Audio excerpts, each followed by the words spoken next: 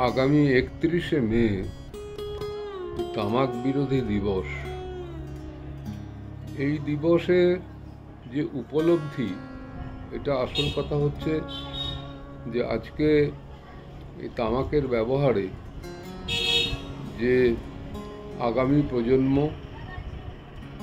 তাদের শারীরিকভাবে, অর্থনৈতিকভাবে, আইনগতভাবে যে অসুবিধাগুলো তৈরি হচ্ছে সেটাকে একটু নিবারণ করবার বা এটাকে বন্ধ করবার একটা চেষ্টা, এটা একটা শুভ প্রচেষ্টা আমি বলতে পারি একজন আইনজীবী হিসেবে।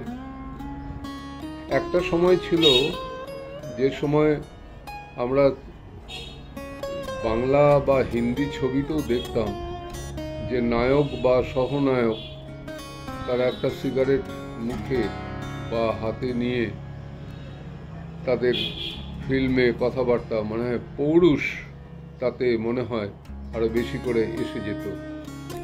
সেরকমই হলিউডের বিশেষ করে ওয়েস্টার্ন ফিল্মে সেখানে পাইপ বা চুরট জাতীয় এ সমস্ত ব্যাপার একটা ছিল, কিন্তু সেখানে তো এখন তো আর সে সমস্ত কিছু নেই।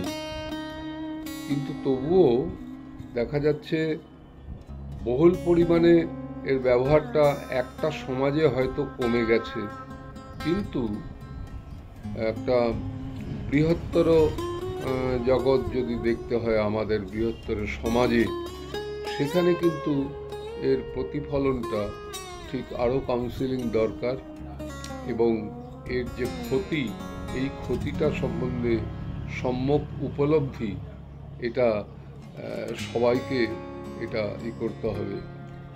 আর সব থেকে বড় দরকার শুধু এই যে অ্যাওয়ারনেসটা শুধু হলে হবে না, যে এটা যে একটা ভয়, এই ভয়টার জন্য কিন্তু যে আইন, সে আইনের ইমপ্লিমেন্টেশনটার ব্যবস্থা সরকারকে করতে হবে।